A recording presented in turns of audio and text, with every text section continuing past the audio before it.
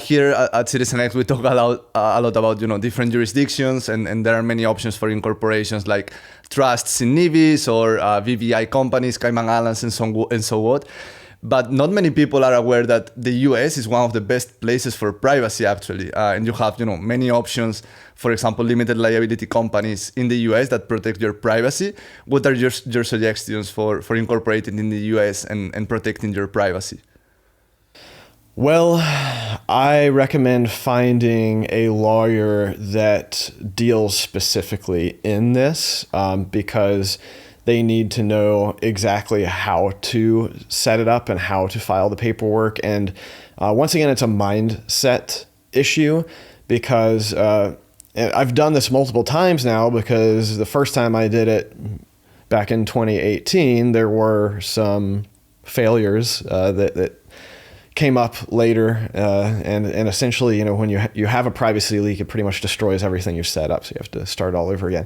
And the failures were generally a result of me working with lawyers and bankers who had never done this before, and they have a lot of defaults, and the defaults are to put your personal information into all of these different systems. And so even though I spent hours talking to them up front, and I was like, this is why we're doing this, you need to not leak my information.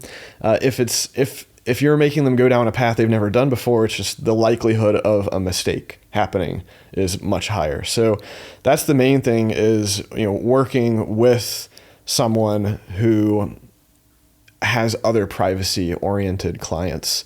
And then past that, there are specific states in America that are better than others for incorporating, like New Mexico, Wyoming, Nevada, probably a few others. And that basically comes down to what the legal reporting requirements for like the owners and managers of LLC are in those states.